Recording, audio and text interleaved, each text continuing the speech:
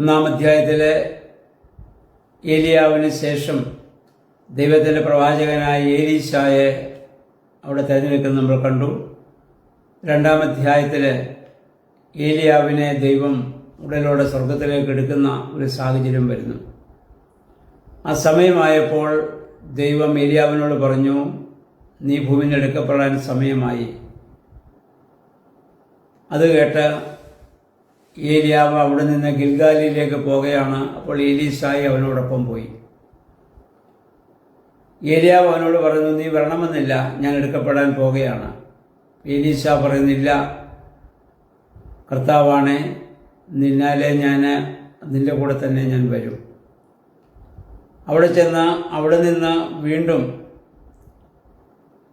അദ്ദേഹം അവിടെ നിന്ന് ജെറീഹോവിലേക്ക് പോയി. അവിടെയും ഏലീശ അവനെ അവിടെ അനുഗമിക്കുകയാണ്. അവിടെ വെച്ച് അവിടുത്തെ പ്രവാചകന്മാരെ ഏലീശയോട് പറഞ്ഞു, നിന്റെ യജമാനനായ ഏലിയാവിനെ ദൈവം ഇന്നെടുക്കും. പക്ഷെ അദ്ദേഹം വിട്ടുമാറുന്നില്ല. വീണ്ടും അങ്ങനെ 3 സ്ഥലത്തും അവിടുത്തെ പ്രവാചകന്മാർ ഏലീശയോട് പറയുന്നുണ്ട്, ഏലിയാവിനെ ദൈവം എടുക്കും. പക്ഷേ ഏലീശ ഏലിയാവിനെ വിട്ടുപിരിയാതെ അവനെ അനുഗമിക്കുകയാണ്. ദൈവത്തിൻ്റെ നിർദ്ദേശപ്രകാരം തന്നെ ഈ സ്ഥാനത്തേക്ക് വിളിക്കുകയും അഭിഷേകം ചെയ്യുകയും ചെയ്തവനാണ് ഏലിയാവ്. ആ ഏലിയാവിനോടുള്ള അദ്ദേഹത്തിൻ്റെ സ്നേഹം, കടപ്പാട് അദ്ദേഹം ഇവിടെ പൂർണ്ണമാക്കുകയാണ്. വീണ്ടും ഏലിയാവിനെ ഇങ്ങനെ വിട്ടുപിരിയാതെ നിന്നപ്പോൾ ഏലിയാവ് ചോദിച്ചു, എന്താണ് ഞാൻ നിനക്ക് ചെയ്തു തരേണ്ടത്? എന്താണ് നീ എന്നിൽ നിന്ന് പ്രതീക്ഷിക്കുന്നത്? ഏലീശ പറയുന്ന ഒരു വാക്കുണ്ട്, അങ്ങേക്ക് ലഭിച്ച പരിശുദ്ധാത്മാവിൻ്റെ ഇരട്ടി ആത്മാവിനെ എനിക്ക് ലഭിക്കണം. അതാണ് എൻ്റെ ആഗ്രഹം. ഏലിയാവിൻ്റെ മേൽ വർഷിക്കപ്പെട്ട പരിശുദ്ധാത്മാവിൻ്റെ ഇരട്ടി എനിക്ക് വേണം. പ്രിയമുള്ളവരെ, നമ്മളിവിടെ മനസ്സിലാക്കേണ്ടത്, ഏലീശ ഭൗതികമായതൊന്നും ഇവിടെ ആവശ്യപ്പെടുന്നില്ല. എന്നെ ഒരു പ്രവാചകനായി ജനം അംഗീകരിക്കണമെന്നോ, എൻ്റെ കരങ്ങളിലൂടെ അത്ഭുതങ്ങൾ നടക്കണമെന്നോ, അല്ല എനിക്ക് സാമ്പത്തികമോ ഭൗതികമായ എന്തെങ്കിലും നേട്ടങ്ങൾ വേണമെന്നോ ഒന്നും ഏലീശ ഇവിടെ ആവശ്യപ്പെടുന്നില്ല. ഒരൊറ്റ കാര്യം മാത്രമേ അദ്ദേഹം ആവശ്യപ്പെടുന്നുള്ളൂ, അങ്ങേക്കുള്ള ആത്മാവിൻ്റെ ഇരട്ടി എനിക്ക് ലഭിക്കാൻ ഇടയാകണം. കാരണം അങ്ങ് ചെയ്തതുപോലെയുള്ള ശുശ്രൂഷയാണ് ഞാൻ ആഗ്രഹിക്കുന്നത്. ഇത് നമ്മളൊക്കെയും ചിന്തിക്കേണ്ട കാര്യമാണ്. ഇന്നേ ദിവസം വരെ പരിശുദ്ധാത്മാവ് നമ്മിൽ വരണമെന്നോ പരിശുദ്ധാത്മാവിൻ്റെ ഇരട്ടി ആത്മാവ് നമ്മിൽ പ്രവർത്തിക്കണമെന്നോ നമ്മളാരും ആഗ്രഹിക്കുന്നില്ല. നമ്മുടെ പ്രാർത്ഥനകളും ആഗ്രഹങ്ങളും ഒക്കെ ഭൗതികമായ ചില കാര്യങ്ങൾ നടന്നു കിട്ടുന്നതിനും പ്രശ്നങ്ങളും പ്രതിസന്ധികളും ഇല്ലാത്തൊരു ജീവിതം നയിക്കാനുള്ള ക്രമീകരണം ദൈവമേ ചെയ്തു തരണമെന്ന് മാത്രമാണ് നമ്മൾ പലപ്പോഴും ആഗ്രഹിക്കുക. അതൊന്നും ഏലീശ ഇവിടെ ആഗ്രഹിക്കുന്നില്ല. ഏത് പ്രതിസന്ധിയെയും ഞാൻ നേരിടാൻ ഞാൻ ഇപ്പോൾ ഏലീശ തയ്യാറാണ്. ഒറ്റ കാര്യം മാത്രം, ഏലിയാവിൻ്റെ ഇരട്ടി ആത്മാവിനെ എനിക്ക് ലഭിക്കണം. ഏലിയാവ് പറയുന്നത് അത്ര എളുപ്പമുള്ള കാര്യമല്ല ഇരട്ടി ആത്മാവിനെ ലഭിക്കുക എന്നുള്ളത്. പിന്നെ ഞാൻ എടുക്കപ്പെടുന്നത് നീ കാണുമെങ്കിൽ നിനക്ക് തീർച്ചയായും ഇരട്ടി ആത്മാവിനെ ലഭിക്കും എന്ന് അവിടെ പറയുകയാണ്. അങ്ങനെ അവർ യോർദാൻ നദിയുടെ തീരത്തെത്തുന്നു. അതിനക്കരയ്ക്ക് പോകണം. കടന്നു പോകാൻ ആദ്യ നദി നിറയെ വെള്ളമാണ്. എന്തു ചെയ്യും? ഇവിടെ വായിക്കുന്ന ഏലിയാവ് തൻ്റെ പുറംകുപ്പായം കൊണ്ട്, തൻ്റെ പുതപ്പ് കൊണ്ട് ആ വെള്ളത്തെ അടിക്കുകയും വെള്ളം 2ആയി മാറുകയും ചെയ്തു. ഇതിനു മുൻപ് ഇസ്രായേൽ ജനത്തിൻ്റെ മരുഭൂമി യാത്ര ആരംഭിക്കുന്നതിന് മുൻപ് മിസ്രയീമിൽ നിന്ന് അവർ പോരുമ്പോൾ ഫറവോനും കൂട്ടരും അവരെ അനുഗമിച്ചു. അപ്പോൾ മോശ തൻ്റെ കയ്യിലിരുന്നതായ വടി നീട്ടിയപ്പോൾ ചെങ്കടൽ 2ആയി ഭാഗിച്ചതായി നമ്മൾ കേട്ടിട്ടുണ്ട്.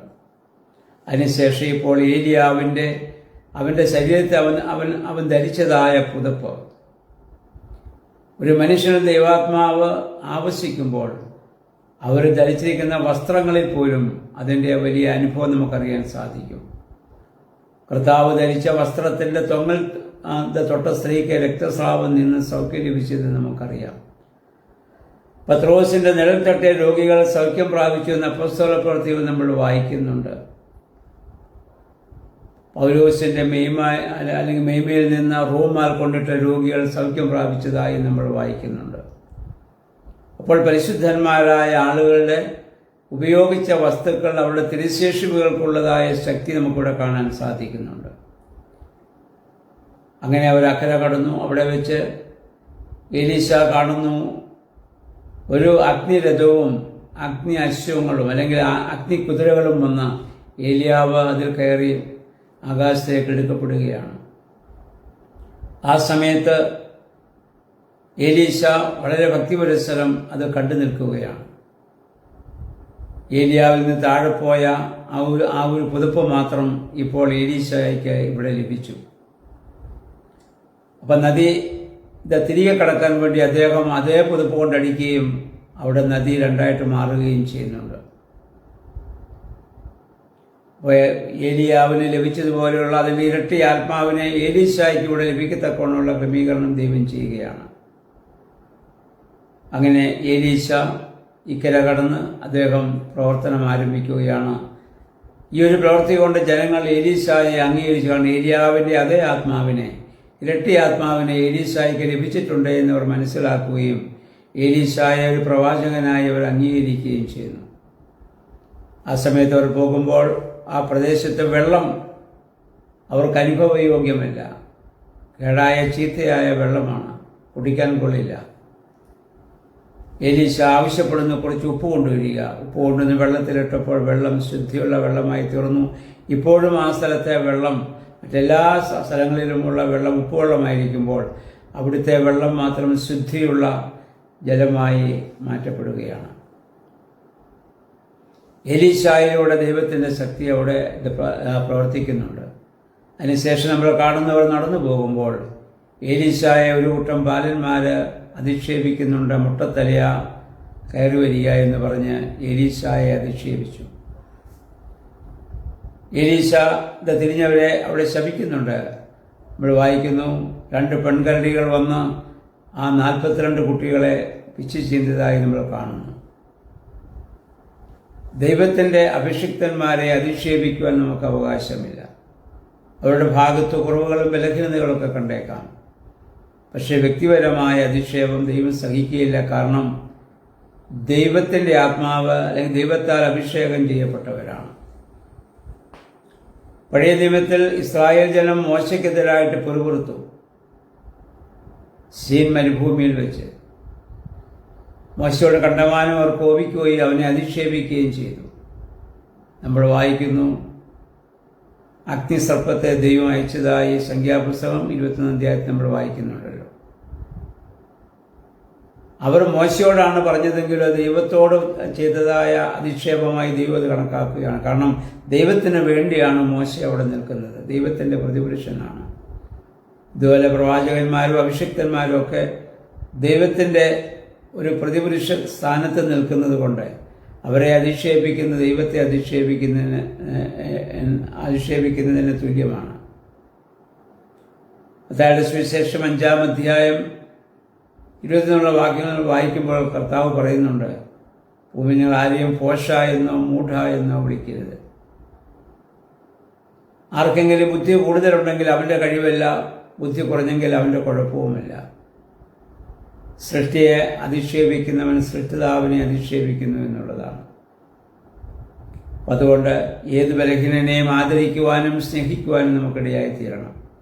എലീശായെ പോലെ നമ്മൾ ദൈവസ്ഥലിൽ പ്രാർത്ഥിക്കേണ്ടത് ഭൗതികമായതിന് നമ്മൾ ജീവിക്കുന്നതിന് പറയുള്ളൂ, ഭൗതികമായതിൽ നമ്മെ പിന്തുടരുകയുള്ളൂ. അതിനുശേഷവും നമ്മെ പിന്തുടരുന്ന നമ്മുടെ ആത്മാവിൽ നമ്മൾക്കുള്ളതായ അനുഭവങ്ങളാണ്. പരിശുദ്ധാത്മാവെ ഇരട്ടി ശക്തി ഞങ്ങൾക്ക് നൽകണമേ. നമുക്ക് എലീശായെ പോലെ നമുക്കും പ്രാർത്ഥിക്കാം. അപ്പോൾ ദൈവം നമ്മുടെ കരങ്ങളിലൂടെ പ്രവർത്തിക്കാൻ കാരണമായി തീരും. പ്രകാരമുള്ള അനുഭവം ഉണ്ടാകുവാൻ നമുക്ക് ആഗ്രഹിക്കുകയും പ്രാർത്ഥിക്കുകയും അതിനുവേണ്ടി നമ്മെ സമർപ്പിക്കുകയും ചെയ്യാം. ദൈവമേ, പരിശുദ്ധാത്മാവെ, അതിന് ഞങ്ങളെ ശക്തീകരിക്കുകയും ബലപ്പെടുത്തുകയും ചെയ്യണമെന്ന് പ്രാർത്ഥിക്കാം. ദൈവത്തിന് നമ്മെ എല്ലാവരെയും സഹായിക്കുമാറാകട്ടെ.